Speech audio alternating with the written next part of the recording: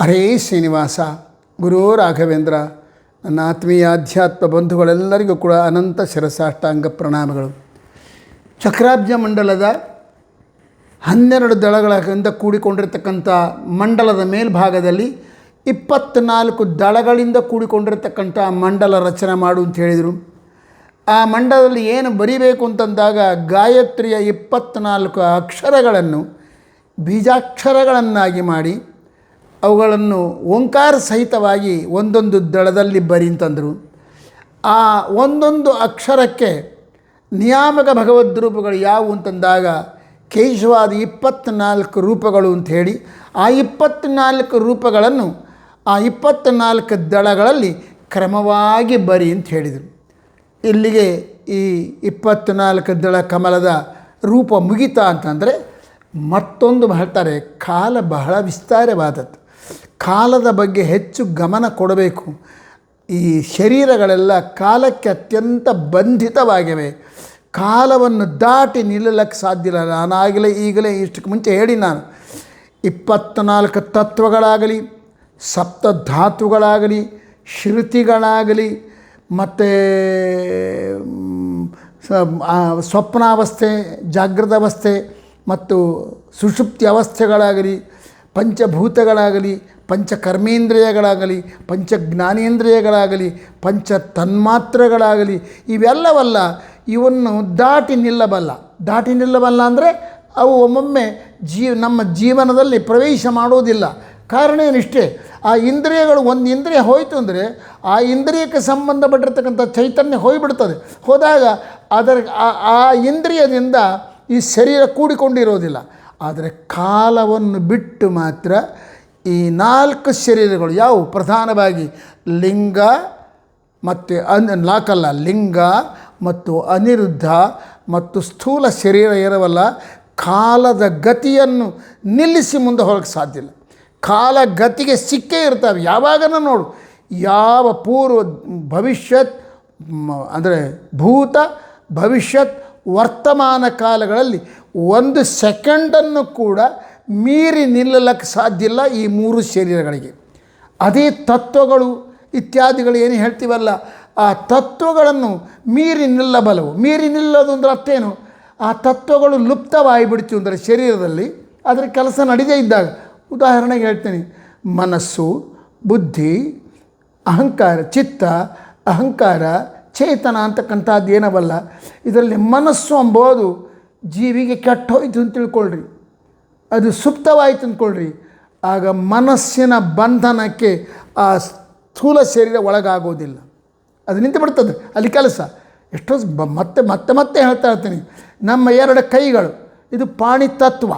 ಈ ಪಾಣಿತತ್ವಗಳು ಎಲ್ಲಿವರೆಗೆ ನಮ್ಮ ದೇಹದೊಟ್ಟಿಗೆ ಇರ್ತವೆ, ಕೆಲಸ ಮಾಡ್ತಾ ಇರ್ತವೆ, ಅದು ಚೈತನ್ಯವಂತವಾಗಿರುವವರೆಗೆ ಕೂಡ ಈ 2 ಕೈಗಳು ಯಾವುದಾದ್ರೂ ಒಂದು ರೋಗದಿಂದಲೋ ಅಥವಾ ಒಂದು ವಾಹನದ ದಬ್ಬಾಳಿಕೆಯಿಂದಲೋ ಅಥವಾ ಒಂದು ಆಯುಧದ ಪ್ರಹಾರದಿಂದಲೋ ಕಟ್ಟಾಯಿಬಿಟ್ಟು ಅಂದ್ಕೊಳ್ರಿ, ಹೋಗ್ಬಿಟ್ಟು ಅಂದರೆ ಈ ಪಾಣಿತತ್ವ ಅಂದರೆ ಕೈಗಳು ಅಂತಕ್ಕಂಥ ಯಾವ ಇಂದ್ರಿಯಗಳು, ಕರ್ಮೇಂದ್ರಿಯ, ಈ 2 ಕರ್ಮೇಂದ್ರಿಯಗಳ ಪ್ರಭಾವ ಯಾರ ಮೇಲೆ ಇರೋದಿಲ್ಲ, ಸ್ಥೂಲ ಶರೀರದ ಮೇಲೆ ಇರೋದಿಲ್ಲ.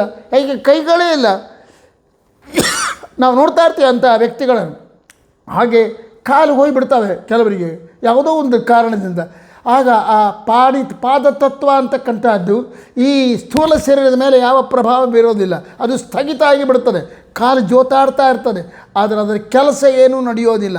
ಅದಕ್ಕೆ ಇದರಂತೆ ಕಾಲ ಅಲ್ಲ, ಕಾಲವನ್ನು ಮೀರಿ ಅಂದರೆ ಈ ಇಂದ್ರಿಯಗಳನ್ನು ಎಲ್ಲವನ್ನು ಮೀರಿ ಸ್ಥೂಲ ಶರೀರ ನಡೀತದೆ, ಮುಂದೆ ಹೋಗ್ತದೆ. ಆದರೆ ಕೈಯಿಲ್ಲ ನಡಿತಾನೆ, ಕಾಲಿಲ್ಲ ನಡಿತಾನೆ, ಇನ್ನೊಂದು ಕಾಲವನ್ನು ಬಿಟ್ಟು ನಿಲ್ಲು ಅಂತ ಹೇಳ್ತೀನಿ. ಯಾರ್ಯಾರಿಗೂ ಸಾಧ್ಯ ಇಲ್ಲ. ಕಾಲಕ್ಕೆ ಎಲ್ಲರೂ ಬಂಧಿತರು.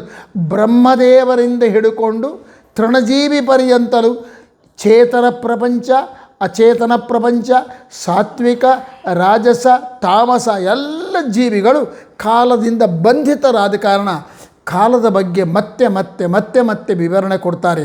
ಅದು ಎಷ್ಟು ವಿಸ್ತಾರವಾದದ್ದು ಅಂತ ತಿಳಿಸ್ಲಿಕ್ಕಾಗಿ ಈ 24 ದಳಗಳಿಂದ ಕೂಡಿದ ಈ ಆವರಣದಲ್ಲಿ, ಈ ಮಂಡಲದಲ್ಲಿ ಮತ್ತೆ ಕಾಲವನ್ನು ನಿರ್ದೇಶ ಮಾಡು. ಅಂದರೆ 12 ರಾಶಿಗಳನ್ನು ಬರೆಯಲಿ. ಬರೀ 12 ರಾಶಿಗಳನ್ನು ಬರೆಯಬೇಡ. ಅದು ಮೇಷಾದಿ ರಾಶಿಗಳಿಂದ ಹೇಗೆ ವಿಭಕ್ತವಾಗಿದೆ. ಅಶ್ವಿನಿ, ಭರಣಿ, ಕೃತ್ತಿಕ ಅಂತಕ್ಕಂಥ 3 ನಕ್ಷತ್ರಗಳಿಂದ ನಿರ್ಮಾಣವಾದದ್ದು ಯಾವುದು? ಮೇಷರಾಶಿ. ರಾಶಿ ಅಂದರೆ ಗುಂಪು. ಯಾವ ಥರ ಗುಂಪು? ಅಶ್ವಿನಿ, ಭರಣಿ, ಕೃತ್ತಿಕ ಅಂತಕ್ಕಂಥ 3. ಇದು ಮೇಷರಾಶಿ. ಇಲ್ಲದ ಇದು ಅಶ್ವಿನಿ, ಭರಣಿ, ಕೃತ್ತಿಕ. ಇಷ್ಟೇ ವ್ಯತ್ಯಾಸ. ಅಶ್ವಿನಿ 4 ಪಾದಗಳಿಂದ, ಭರಣಿ 4 ಪಾದಗಳಿಂದ, ಕೃತ್ತಿಕ ಒಂದೇ ಒಂದು ಪಾದದಿಂದ ಕೂಡಿಕೊಂಡಿರ್ತದೆ. ಸೊ ಒಟ್ಟು 9 ಪಾದಗಳಿಂದ ಅಶ್ವಿನಿ, ಭರಣಿ, ಕೃತ್ತಿಕಕ್ಕೆ ಸಂಬಂಧಪಟ್ಟ 9 ಪಾದಗಳಿಂದ ನಿರ್ಮಾಣವಾದದ್ದು ಯಾವುದು ಅಂದರೆ ಮೇಷರಾಶಿ. ಅದರಂತೆ ಇಲ್ಲಿ ನೋಡ್ರಿ, ವೃಷಭ ರಾಶಿ ಕನ್ಯಾ, ಕೃತ್ತಿಕ, ರೋಹಿಣಿ, ಮೃಗಶಿರ. ಕೃತ್ತಿಕ ನಕ್ಷತ್ರದಲ್ಲಿ 3 ಪಾದಗಳು, ರೋಹಿಣಿಯಲ್ಲಿ 4 ಪಾದಗಳು ಮತ್ತು ಮೃಗಶಿರದಲ್ಲಿ ಕೇವಲ 2 ಪಾದಗಳು, 1 ಪಾದ, 2 ಪಾದ, 3, 4, 7, 8, 9. ಸೊ ವೃಷಭ ರಾಶಿ ಅಂತಕ್ಕಂಥದ್ದು ಕೃತ್ತಿಕೆಯ 3 ಪಾದಗಳಿಂದ, ರೋಹಿಣಿಯ 4 ಪಾದಗಳಿಂದ, ಮೃಗಶಿರದಕ್ಕೆ ಸಂಬಂಧಪಟ್ಟಿರತಕ್ಕಂಥ 2 ಪಾದಗಳಿಂದ ನಿರ್ಮಾಣವಾಗಿರತಕ್ಕಂಥದ್ದು. ಇದರಂತೆ ಊಹೆ ಮಾಡ್ತಾ ಹೋಗಬೇಕು. ಒಟ್ಟು 12 ರಾಶಿಗಳು. ಆದರೆ ಈ 12 ರಾಶಿಗಳಲ್ಲಿ ಕೂಡ ಮತ್ತೊಂದು ಅದಿಷ್ಟಕ್ಕೆ ಮುಂಚೆ ಮೇಷ ಮತ್ತು ತುಲ ಈ 2 ರಾಶಿಗಳು ರಥವೀಧಿ ಅನಿಸ್ಕೋತಾವೆ ಅಂತ ಹೇಳಿದ್ದೀವಿ ನಾವು. ಇನ್ನು ವೃಷಭ, ಮಿಥುನ, ಕರ್ಕಾಟಕ, ಸಿಂಹ, ಕನ್ಯಾ ಎಂಬ ಈ 5 ರಾಶಿಗಳು ಗಜವೀಥಿಗಳು ಅಂತ ಅನಿಸ್ಕೋತಾವೆ ಅಂತ ಹೇಳಿದ್ದೀವಿ. ವೃಶ್ಚಿಕ, ಧನುಸ್ಸು, ಮಕರ, ಕುಂಭ, ಮೀನ ಎಂಬ 5 ರಾಶಿಗಳು ಅಜವೀಥಿಗಳು ಅಂತ ಅನಿಸ್ಕೋತಾವೆ. ಈ ಗಜವೀಥಿ ಎಂಬುದು ದಕ್ಷಿಣ ದಿಕ್ಕಿಗಿರುತ್ತದೆ. ಅಜವೀಥಿ ಎನ್ನುವುದು ಇದು ಉತ್ತರ ದಿಕ್ಕಿಗಿರುತ್ತದೆ. ರಥವೀಧಿ ಮೇಷ ಮತ್ತು ತುಲಗಳಲ್ಲಿ ವಿಭಕ್ತವಾಗಿರುವುದರಿಂದ ಪೂರ್ವ ಪಶ್ಚಿಮಗಳಲ್ಲಿ ವಿಭಕ್ತವಾಗಿರ್ತದೆ ಅಂತ ನಾವು ಸ್ಪಷ್ಟ ತಿಳ್ಕೊಂಡಿವಿ. ಈ ವೀಥಿಗಳೇನವಲ್ಲ, ಈ ವೀಥಿಗಳು ಕೂಡ ಮತ್ತೆ 3 ಭಾಗಗಳಾಗಿ ವಿಭಕ್ತವಾಗಿದೆ. ಹೇಗೆ? ಮೊದಲನೇದು ರಥವೀಥಿ ಅದಲ್ಲ, ಅದು ಬಂದು ವೃಷಭ ವೀಥಿ, ಗೋವೀಥಿ ಅಂತ ವಿಭಕ್ತವಾಗಿದೆ. ಅದನ್ನು ಅದೇ ಪ್ರಕಾರ ಗಜವೀಥಿ ಏನದಲ್ಲ, ಅದು ಐರಾವತ ವೀಥಿ ಮತ್ತು ಸ್ವಲ್ಪ ಹರೇಶ್ ಮೊದಲನೆಯದಾಗಿರ್ತಕ್ಕ ರಥವೀಥಿ ಏನದಲ್ಲ, ಮೇಷ ಮತ್ತು ತುಲಾ ರಾಶಿಗಳಲ್ಲಿರ್ತಕ್ಕಂಥ ರಥವೀಥಿ ಅಂತಕ್ಕಂತಹದ್ದು ಅದು 3 ವಿಧವಾಗಿರ್ತದೆ. ಅದು ಯಾವ ರೀತಿ ಅಂದರೆ,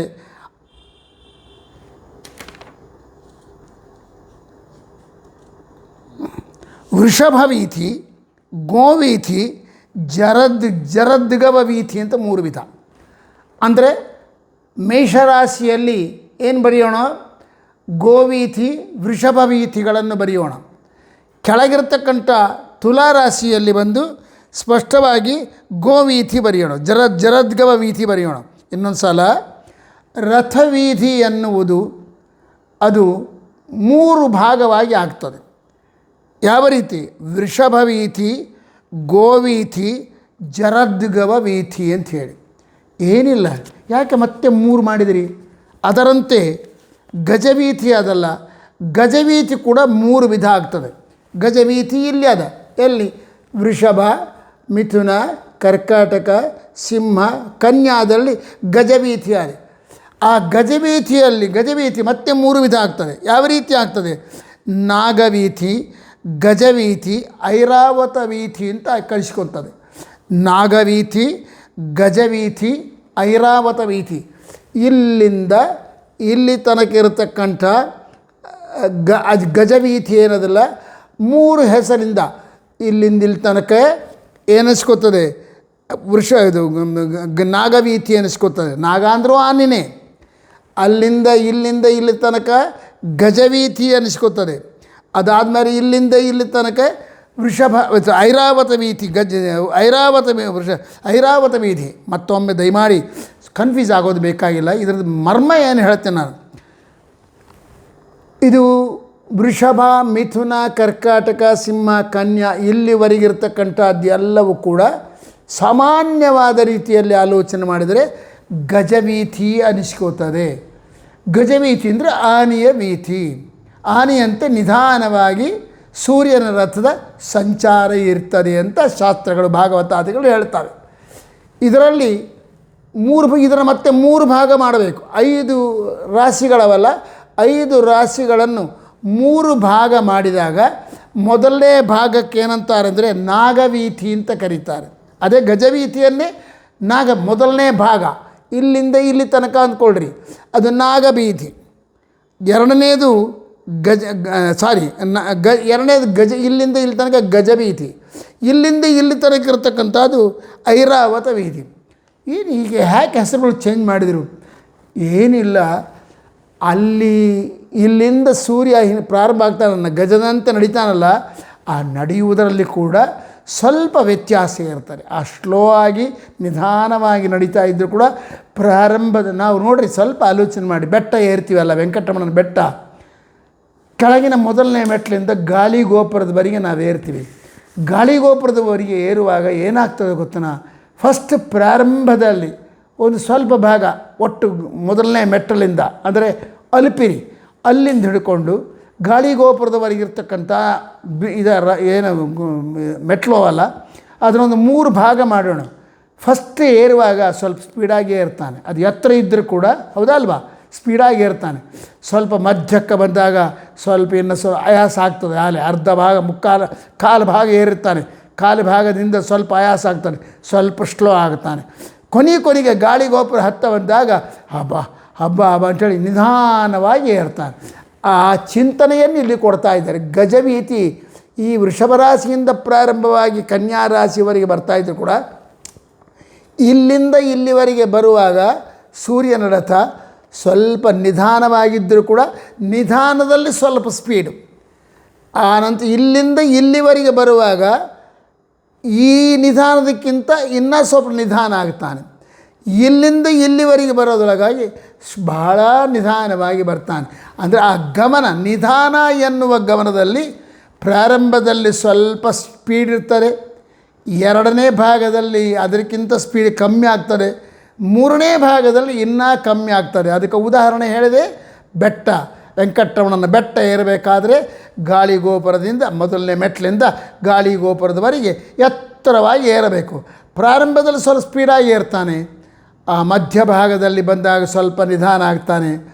ಗಾಳಿಗೋಪುರ ಹತ್ತಿರ ಬಂದಾಗೆಲ್ಲ ಬಹಳ ಸ್ಲೋ ಆಗಿ, ಯಾಕೆ ಆಯಾಸ ಜಾಸ್ತಿ ಆಗ್ತಾರೆ. ಹಾಗೆ ಈ ಗಜವೀಥಿ ಎಂಬುದು 3 ರೀತಿ ವಿಭಕ್ತವಾಗಿ ಇದೆ. ಕಾರಣ ಇಷ್ಟೇ, ಸೂರ್ಯನ ರಥದ ಗಮನದಲ್ಲಿ ಸ್ಲೋ, ಅದಕ್ಕಿಂತ ಸ್ವಲ್ಪ ಕಮ್ಮಿ ಸ್ಲೋ, ಅದಕ್ಕಿಂತ ಕಮ್ಮಿ ಸ್ಲೋ ಅಂತ ಸೂಚನೆ ಮಾಡಲಿಕ್ಕಾಗಿ ನಾಗವೀಥಿ, ಗಜವೀಥಿ, ಐರಾವತ ವೀಥಿ ಅಂತ 3 ಭಾಗವಾಗಿದೆ. ಅದೇ ಪ್ರಕಾರ ಈ ರಥವೀಧಿ ಅದಲ್ಲ, ಇದು ಮೇಷ ಮತ್ತು ತುಲದಲ್ಲಿ ಅದೆ. ಆ ಮೇಷ ತುಲದಲ್ಲಿ ಇರತಕ್ಕಂಥ ರಥವೀಧಿ ಕೂಡ 3 ಭಾಗವಾಗಿ ವಿಭಕ್ತವಾಗ್ತದೆ. ವೃಷಭವೀಥಿ, ಗೋವೀಥಿ, ಜರದ್ಗವ ಅಂತಾರೆ, ಜರದ್ಗವ ಎಂಬ ಶಬ್ದವನ್ನೇ ತಗೊಂಬೋಣ. ವೃಷಭವೀಥಿ, ಗೋವೀಥಿ, ಜರದ್ಗವ ವೀಥಿ. ಸ್ಲೋ ಆಗಿ ಒಂದೇ ಸಮನಾಗಿ ಹೋಗ್ತಾ ಇರ್ತಾನೆ. ಆ ಒಂದೇ ಸಮನಾಗಿ ಹೋಗ್ತಾ ಇದ್ದರೂ ಅದರಲ್ಲಿ ಸ್ವಲ್ಪ ವ್ಯತ್ಯಾಸ ಅಂತಂಬೋ ರೀತಿಯಿಂದ ರಥವೀಧಿಯನ್ನು 3 ಭಾಗ ಮಾಡಿದರು. ವೃಷಭವೀಥಿ, ಗೋವೀಥಿ, ಜರದ್ಗವ ವೀಥಿ ಅಂಥೇಳಿ.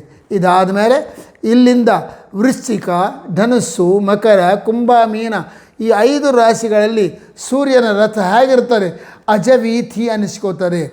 ಆಗ ಇಲ್ಲಿ ಸ್ಪೀಡಾಗಿರ್ತಾನೆ, ಸ್ವಲ್ಪ ಸ್ಪೀಡ್ ಇರ್ತಾನೆ, ಅದಕ್ಕಿಂತ ಸ್ವಲ್ಪ ಸ್ಪೀಡ್ ಜಾಸ್ತಿ ಆಗ್ತದೆ, ಅದಕ್ಕಿಂತ ಸ್ವಲ್ಪ ಸ್ಪೀಡ್ ಜಾಸ್ತಿ ಆಗ್ತದೆ. ಇದನ್ನು ಮನಸ್ಸಿನಲ್ಲಿಟ್ಟುಕೊಂಡು ಜ್ಞಾನಿವರೇಣ್ಯರಾಗಿರ್ತಕ್ಕಂಥ ವಿಜಯರಾಯರು ಹೇಳ್ತಾರೆ, ಇದು ಪಂಚಾಂಗಕರ್ತರು ಇದನ್ನೇ ಹೇಳೋದು.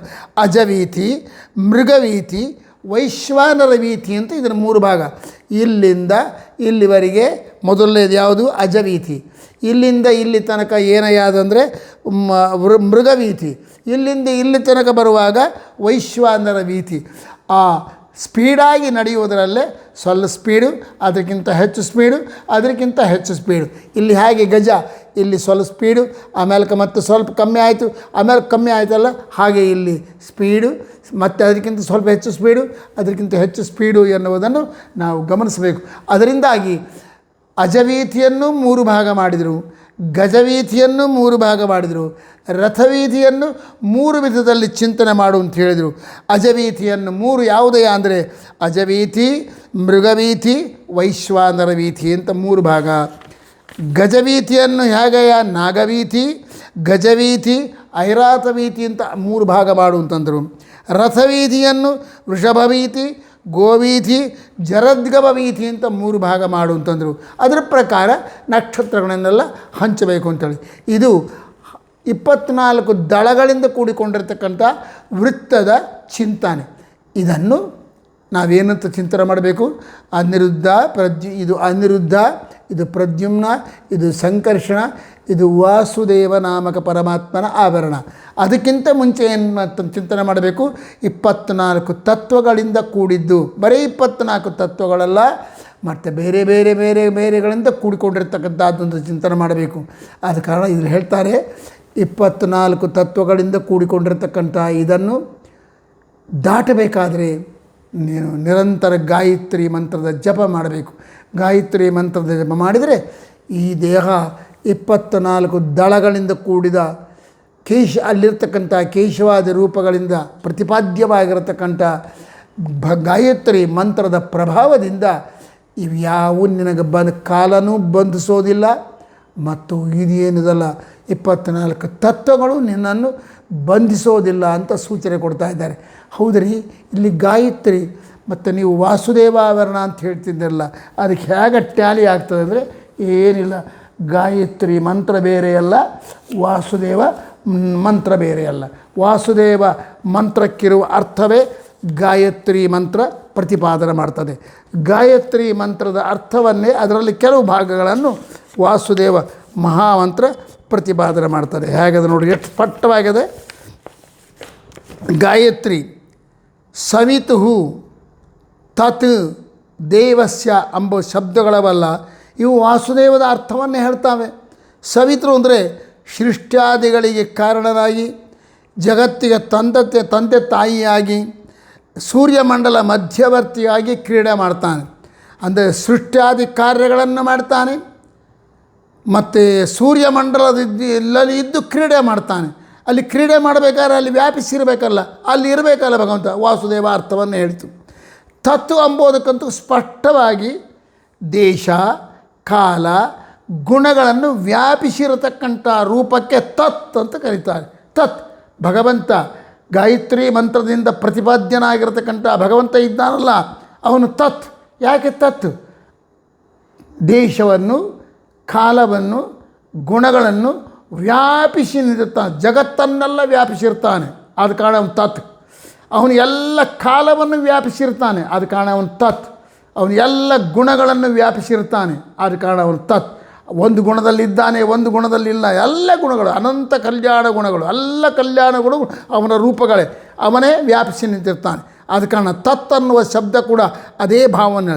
ದೇವಸ್ಯ ಎಂಬುದು ಕ್ರೀಡಾದಿ ಗುಣ ವಿಶಿಷ್ಟನಾದವನು ಅಂತ ಅರ್ಥ. ದೇವಸ್ಯ ಅಂದರೆ ಕ್ರೀಡಾದಿ ಗುಣ ವಿಶಿಷ್ಟನಾದವನು. ಅದೇ ಅರ್ಥವನ್ನು ಹೇಳ್ತದೆ ವಾಸುದೇವ. ದೇವ ಎಲ್ಲರಲ್ಲಿ ಕ್ರೀಡೆ ಮಾಡತಕ್ಕಂಥವ್ನು. ದೇವ ಅಂದರೆ ದಿವ್ ಕ್ರೀಡಾಯ, ಕ್ರೀಡೆ ಮಾಡತಕ್ಕಂಥವನು. ಸೊ ವಾಸುದೇವ ಮಹಾಮಂತ್ರಕ್ಕಿರುವ ಅರ್ಥವೇ ಗಾಯತ್ರಿ ಮಂತ್ರದಲ್ಲಿರುವ ಕೆಲವು ಶಬ್ದಗಳು ಹೇಳ್ತವೆ. ಗಾಯತ್ರಿ ಮಂತ್ರದಲ್ಲಿರುವ ಕೆಲವು ಶಬ್ದಗಳ ಅರ್ಥವನ್ನೇ ವಿಸ್ತಾರ ಮಾಡ್ತದೆ ವಾಸುದೇವ ಮಹಾಮಂತ್ರ. ಆದ ಕಾರಣ ಈ ಗಾಯತ್ರಿ ಮಂತ್ರದಿಂದ ಕೂಡಿಕೊಂಡಿರ್ತಕ್ಕಂಥ 24 ದಳಗಳಿಂದ ಕೂಡಿದ ಈ ಮಂಡಲವನ್ನು ವಾಸುದೇವಾವರಣವನ್ನಾಗಿ ಚಿಂತನೆ ಮಾಡಬೇಕು ಅಂತ ನಾವು ಚಿಂತನೆ ಮಾಡಬೇಕು ಅಂತ ಹೇಳ್ತಾ,